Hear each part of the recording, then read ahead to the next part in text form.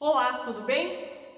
Seja bem-vinda, seja muito bem-vindo. Eu sou a professora Carla Fabiana e vamos conversar sobre Marx nessa nossa aula 3 desse curso.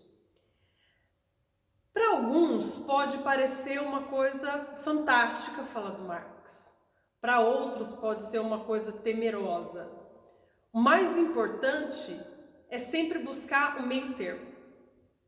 Não existe salvador da pátria, não existe alguém que traga respostas dentro desse universo cheio de falhas, porque o humano falha, cheio de problemas, cheio de história, cheio de modificações, enfim.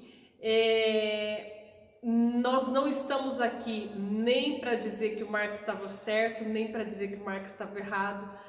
É importantíssimo falar desse pensador fundamental para diversas áreas do conhecimento, para a filosofia, sociologia, economia, a própria psicologia, né?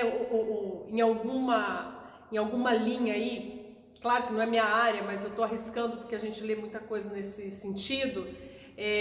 O Marx conversa com Freud, ainda que eles tenham sido contemporâneos, Marx um tanto quanto mais velha e Marx que Freud. Eu não vou saber precisar a data, para nós não importa aqui. O que importa é que você saiba que ele foi um pensador fundamental, né? Então ele teve um método de abordagem histórica próprio, ainda que ele não tivesse dado nome, que é o materialismo histórico. Esse é o nome atribuído por conta dos estudiosos da teoria marxista.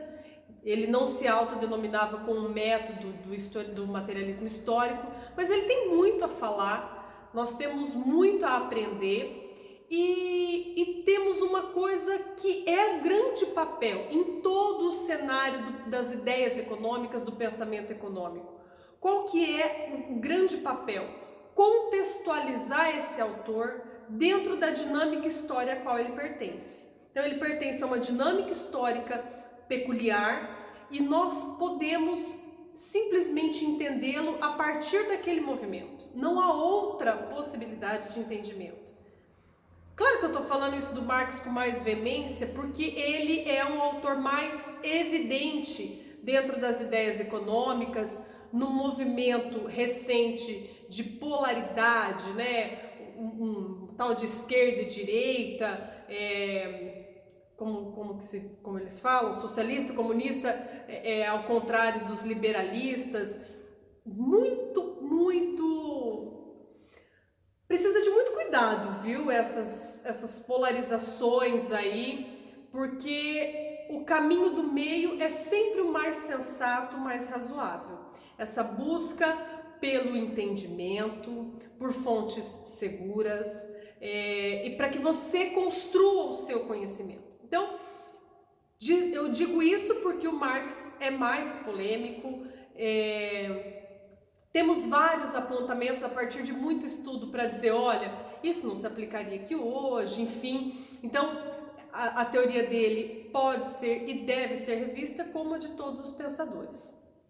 Ok? Esse é o primeiro ponto. Então, nos coloquemos dispostos a ouvir sobre esse tão importante pensador, mas caminhando nessa imaginação, porque nós precisamos usar da imaginação para se colocar no ambiente do qual ele pôde escrever. Ele não tinha nenhum poder transcendental, ele era um homem como eu sou uma mulher, como você está me assistindo, um homem real, com muitas limitações, mas com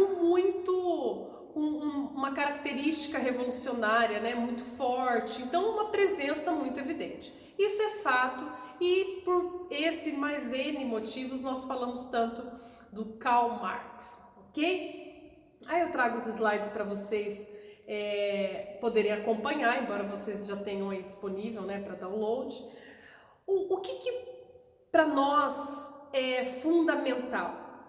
Conhecer de modo geral essa teoria do Marx, entender o que ele quer quando ele fala da acumulação capitalista, essa crítica do sistema capitalista, né? Então ele traz essa coisa da questão da acumulação do sistema, e para isso, junto com o cenário da economia política que a gente já vem aprendendo, com Adam Smith, Davi Ricardo, a questão do trabalho, o valor do trabalho como base para você pensar na questão das trocas das mercadorias. Então, o trabalho é fundamental para entender o valor da mercadoria. Por que é importante dizer isso? Porque nós podemos comparar com um cenário que surge a questão dos marginalistas, com a utilidade das mercadorias, não é? E, claro, essa questão da utilidade, para onde a economia vai caminhar, que é a forma que nós a conhecemos hoje, vai passar por essa questão marxista, né? A questão da utilidade vai em contraponto o valor do trabalho como determinante para o preço da mercadoria. Tá? Veja, nós estamos falando de um cenário do qual esse rapaz, esse senhor, na sequência, vai escrever, em que a Revolução Industrial já era dada como certa, né? E o cenário de pobreza a partir do contexto industrial era muito evidente por onde ele passou. Mas eu começo falando uma coisa muito importante acerca do Marx, lá, 1818 a 1883, né? Então veja, ele nasceu em 1818. Ele não foi contemporâneo de Adam Smith. Adam Smith e Karl Marx não se viram no tempo físico. Marx vai vivenciar o processo já muito forte da Revolução Industrial, diferente do que o Adam Smith viu. Adam Smith estava impulsionando a Revolução Industrial, defendendo a questão das máquinas. O cenário do Adam Smith era muito diferente. A história desse pensador escocês era muito diferente de Karl Marx, filho de um advogado, funcionário da justiça, judeu. E esses 3 pontos aí da biografia dele já nos orientam em como ele vai conduzir a sua vida. Veja, ele não é filho de um camponês. A possibilidade dele lidar com esse mundo de uma linguagem mais sofisticada era mais fácil, ok? Você hoje imaginar que uma pessoa que tem uma origem mais simples, com profissões ditas mais simples, né, que o padrão entende como mais simples, essa pessoa, fruto de uma família humilde, chegar a desenvolver na vida um trabalho, uma profissão que requer muito conhecimento científico, uma sofisticação de recursos aí, é muito menos provável do que uma pessoa que já nasce numa classe que propicia isso a ela. Eu estou dizendo isso porque nós precisamos entender da biografia dos autores para contextualizar. Então Marx já é filho de um advogado. Ele não saiu do proletariado para escrever sobre ele. Ele já consegue... as portas já estão mais abertas do que para a grande maioria da época. Esse já é um ponto. Uma outra situação era a questão religiosa. Tanto é que ele vai escrever a questão judaica. Ele precisava fugir, ele era perseguido pelo Guilherme III lá, ele nasceu na Renânia. Então, é um outro elemento, o elemento religioso é um fator muito explicativo para muito do que a gente conhece das biografias. Ele era um judeu, teve que se mudar por conta de perseguição, etc. Então, o cenário que o Marx vai estar contextualizado, somado à sua característica revolucionária, são elementos fundamentais para a gente entender essa pessoa, ok? Agora, ele vai, ao longo do trabalho dele, a gente não está aqui para discorrer sobre todas as obras, mas ele vai chegar na obra máxima, que para nós economistas é fundamental, que é o Capital, que ele publica em 1867. E aí sim a gente começa a discorrer a questão propriamente voltada para a economia, né? Ele vai falar, ele inicia o Capital falando da mercadoria, descrevendo a mercadoria. Então ele vai falar do valor de uso, do valor de troca, né? Uma mercadoria, ela carrega em si fisicamente as propriedades de atender ao uso, ela tem uma característica que é ter utilidade, então a mercadoria por si só tem um valor de uso, mas no sistema capitalista, e aí ele vai desenvolver sobre a questão do valor de troca, né?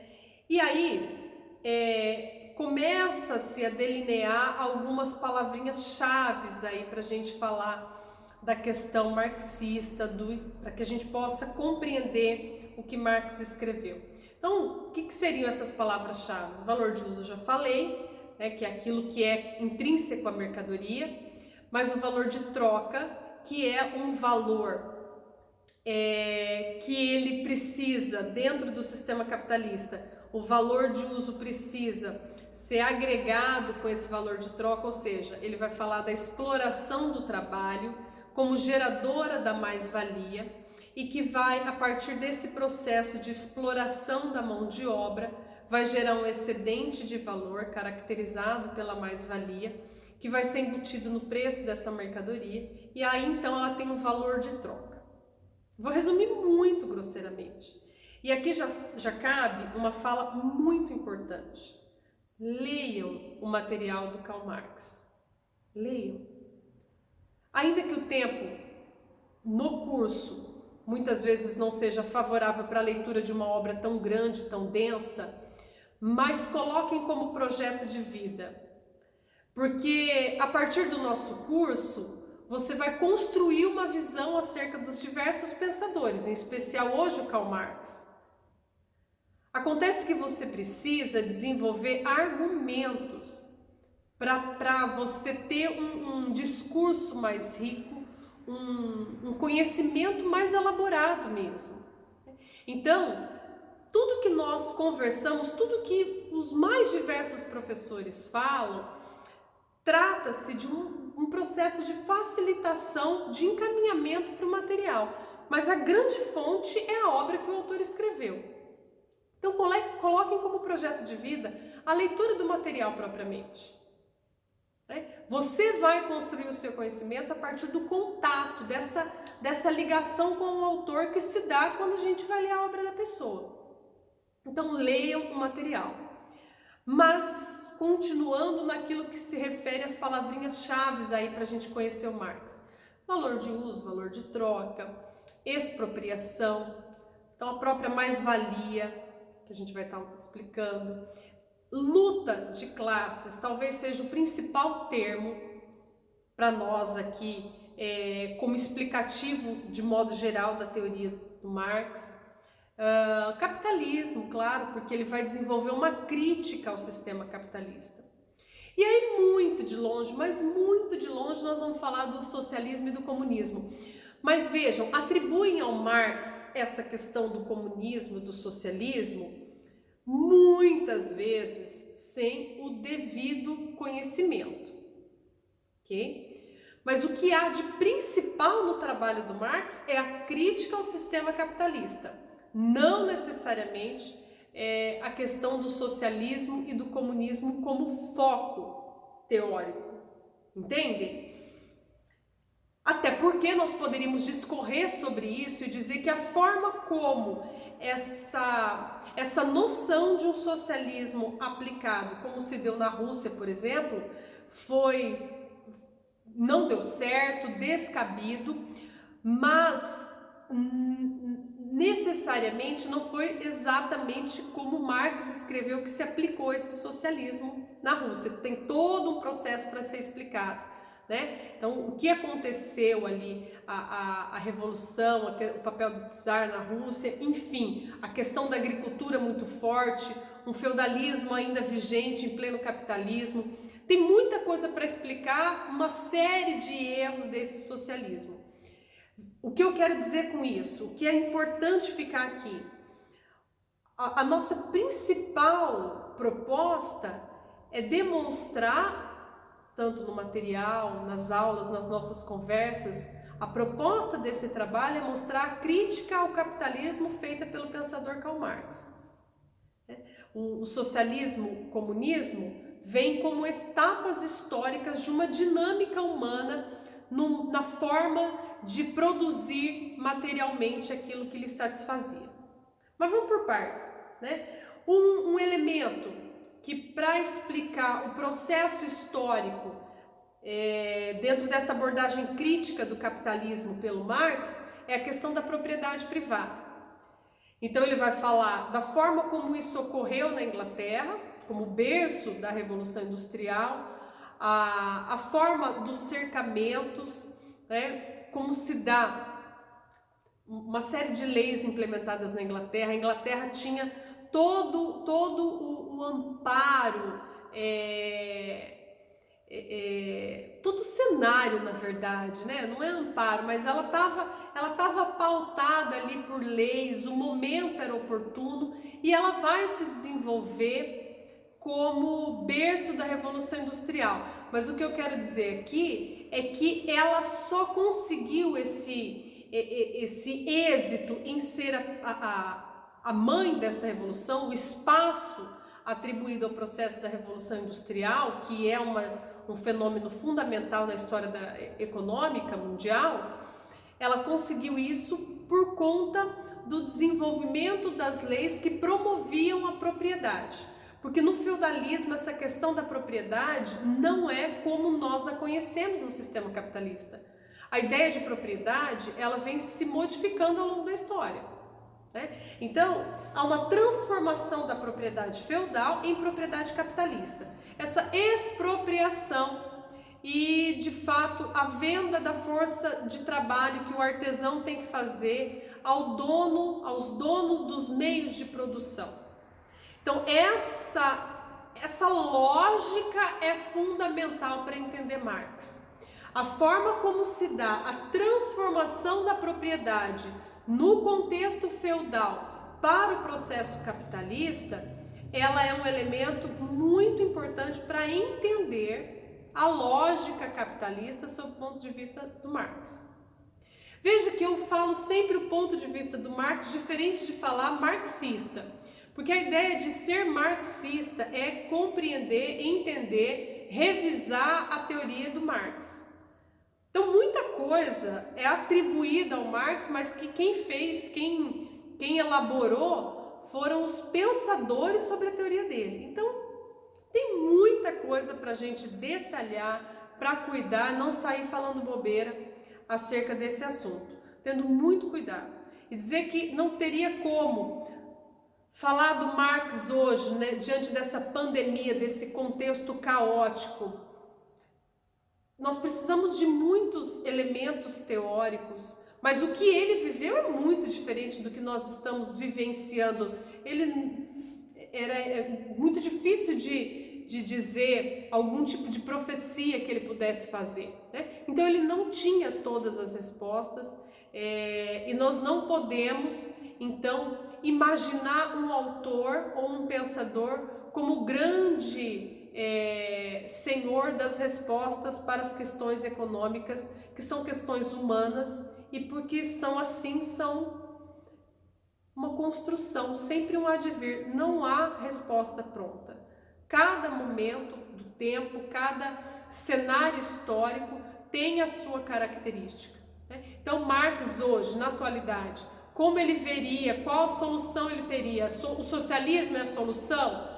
A forma como ele pensou o socialismo, que nós temos que desenvolver a leitura acerca dessa temática, né?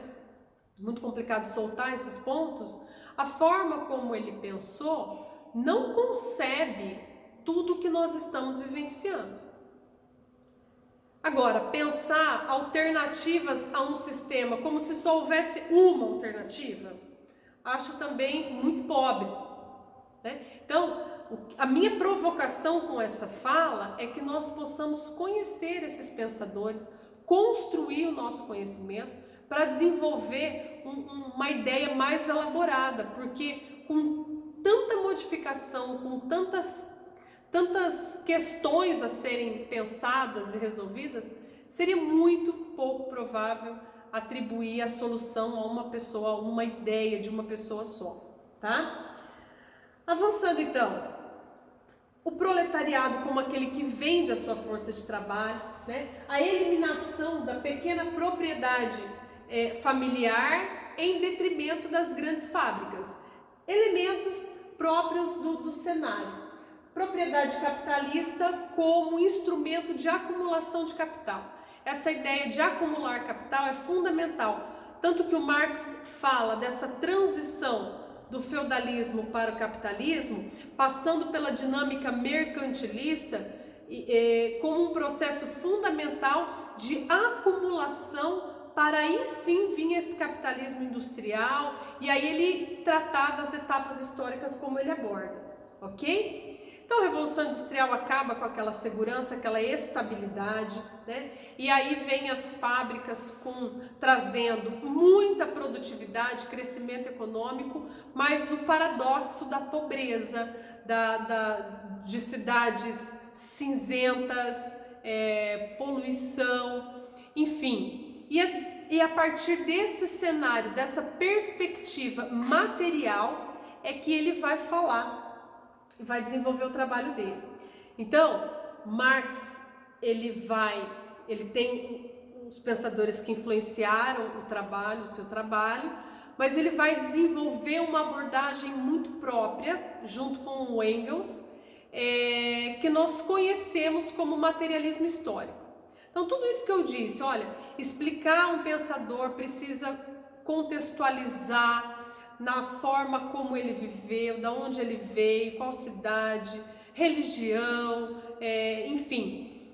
Essa contextualização que tem esse aspecto material nos ajuda a entender essa abordagem que é o materialismo histórico. Por quê?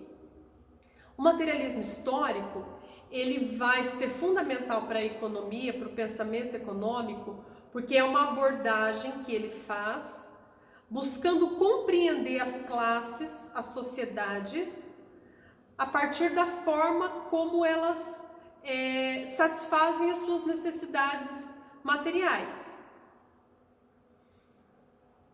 É um pouco complexo mesmo, né? Não é tão simples de reduzir esse conceito, mas é como se dissesse assim, olha, eu não posso abstrair como o Hegel fazia, né?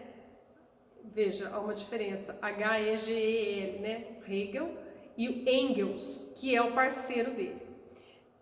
Esse pensador no qual ele é influenciado, ele não tem essa abordagem que o Marx desenvolve. Então, Marx vem com a influência do Hegel, e ele vai trabalhar esse processo de ideias e vai falar, olha, o processo é contrário ao que você está me dizendo. Há um processo dialético, ou seja, apresenta-se uma tese, algo contrário a ela, ou uma antítese, e aí sim constrói-se um novo conhecimento. Então, um materialismo histórico dialético.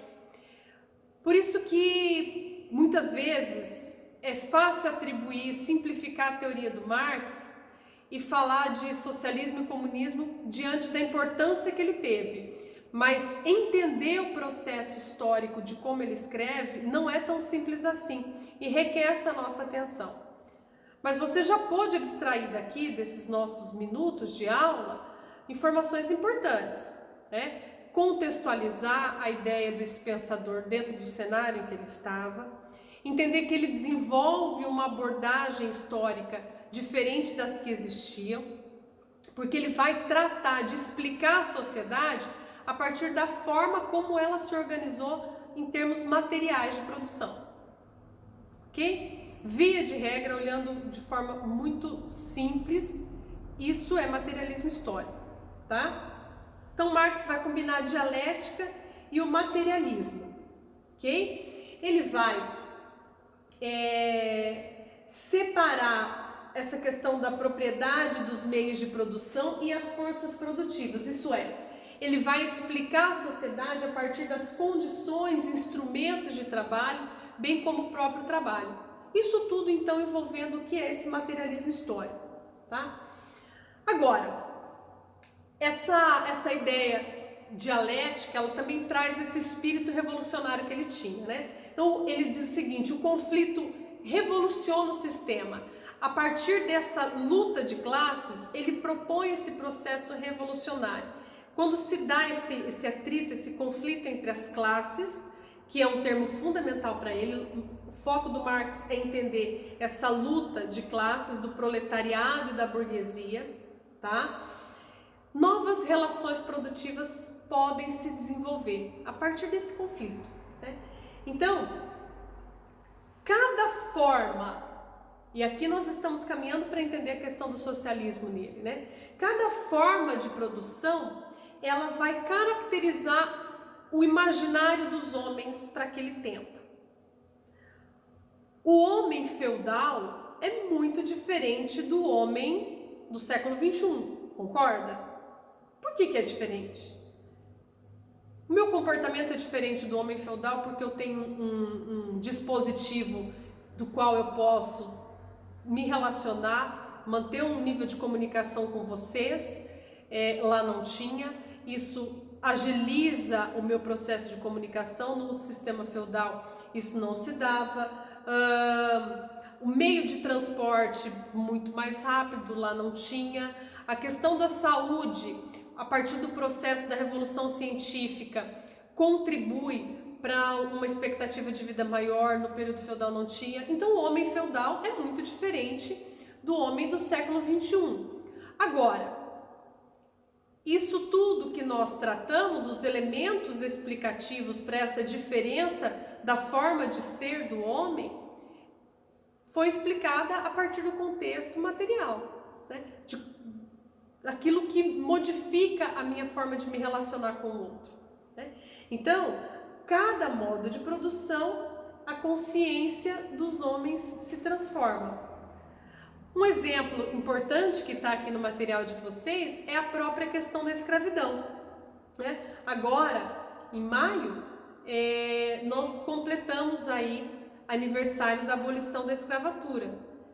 Até 1888, e por tempos, depois mesmo da assinatura da abolição, era muito comum imaginar o negro como escravo. É inconcebível essa ideia que trouxe esse racismo intrínseco, né? E que é uma luta trabalhar com isso, porque é crime. Mas antes da abolição e por tempos, mesmo depois da assinatura da Princesa Isabel, em que decreta o fim dessa escravidão, era comum imaginar o homem negro como escravo, assim como em alguns processos históricos aí, a própria escravização também do homem branco, né? Então, a questão do escravo, ok? Isso mudou com o tempo. Então, a consciência do homem muda a partir de conflitos, a relação com o outro se modifica e modifica a sociedade como um todo, ok? Então, o materialismo nesse sentido. E Marx, então, vai descrever, a partir dessa crítica que ele faz ao capitalismo, ele vai descrever o processo histórico como o processo das relações materiais de produção como etapas históricas. E ele compõe aí, então, 6 etapas, né? Então, ele vai descrever, veja, lá no comecinho não haviam classes antagônicas, era o comunismo primitivo. As pessoas possuíam a terra em comum, cooperavam para obter o sustento da natureza e aí tranquilo, ok. Na sequência, claro que dando um salto imenso histórico, a questão escravocrata. O modo de trabalho era o escravo, né? Então, havia um domínio de um senhor, de uma classe, e havia uma classe de dominados, sob esse regime de escravidão. Ok? Na sequência, o período feudal, em que se dão os laços de servidão, né? Então, os servos tinham permissão para trabalhar algumas horas da semana para as terras que lhe foram designadas, mas eram forçados a trabalhar para a terra do Senhor. Isso no período feudal, então falando de etapas históricas aqui. E na sequência se dá a transição do feudalismo para o capitalismo, né? Aquele processo do capitalismo comercial como transição, processo de acumulação primitiva, e nós temos o capitalismo com um aumento gigantesco da produtividade, uma série de avanços tecnológicos. Então, nesse sentido, não há uma crítica à forma como se desenvolveu positivamente, como a sociedade avançou, né? Se dá um progresso, mas às custas da luta de classes. Essa é a briga do Marx, né? Então, há um grande aumento da produtividade, na produção desencadeada pelo capitalismo. As técnicas de produção vão se tornando concentradas e centralizadas, e a propriedade privada como um obstáculo ao crescimento social, digamos assim, né? E aí ele vai chamar aqui de progresso. Então, a propriedade privada para o Marx como um obstáculo para a sociedade progredir dentro do entendimento dele. Torna-se evidente, a partir dessa exploração, a questão do desemprego e empobrecimento de modo geral. E aí sim, ele desenvolve o socialismo científico, lembrando aqui que tiveram outros grupos, outros pensadores também tratando do socialismo, o socialismo fabiano, a ideia do anarquismo, enfim, tem muita coisa aí para a gente abordar também, tá? Mas aí ele vai desenvolver o socialismo científico como uma próxima etapa ao capitalismo, em que a propriedade privada das mercadorias é permitida, mas o capital e a terra pertencem ao governo central. E aí a Rússia vai ser uma cobaia, entre outros países. De modo geral, não deu certo o socialismo no mundo, esse socialismo atribuído ao Marx, mas que aconteceu de forma equivocada. Então, a gente precisa ler para entender essa questão do socialismo propriamente e aplicar aquilo que você procura de forma particular entender.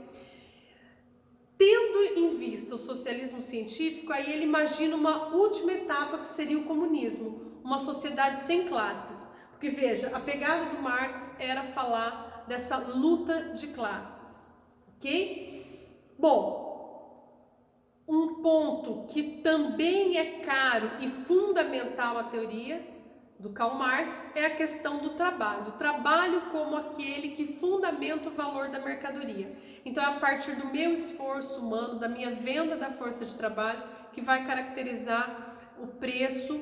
E aí o capitalista, detentor dos meios de produção, vai expropriar o proletário, o operário, roubando-lhe da jornada de trabalho e colocando isso como mais-valia e tendo esse lucro aí.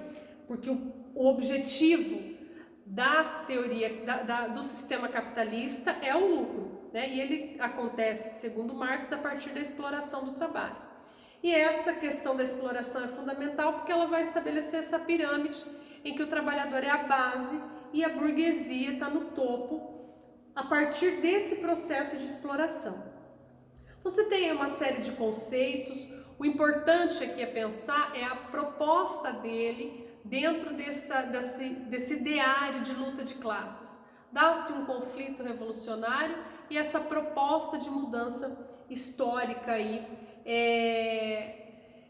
de um processo social e econômico de produção, tá?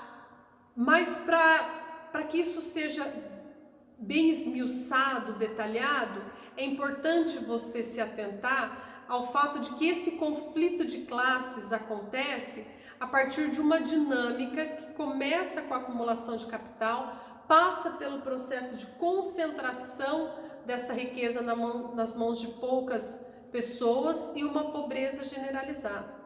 Então, eu somaria ali aquelas palavras-chave que eu falei, né? A questão da concentração, centralização, como importantes nessa dinâmica de acumulação que gera crise, e aí a proposta desse autor com o processo de revolução, ok? Marx vai falar que as pessoas são movidas pelo desejo de se ligar às outras. Ele, sob uma perspectiva humanista, ele entende que as pessoas querem produzir algo que lhes traga prazer, que lhes traga satisfação, e isso no sistema capitalista é roubado a partir do excesso da jornada de trabalho, que era o que ele vivenciava. As pessoas trabalhavam 18, 20 horas por dia, mulheres, crianças em condições desoladoras, e a ideia dele, então, era trazer esse aspecto humano dentro desse contexto de pobreza que ele vivenciava, né? E aí ele propõe essa revolução por conta dessa dinâmica de centralização de poder, de concentração, para que a classe proletária assumisse o poder em detrimento da burguesia como classe dominante. É isso por hoje. Desejo que vocês possam realizar leituras importantes que agregam, porque o mundo do conhecimento é infinito e é ele que nos transforma. Bons estudos para nós e até um próximo momento.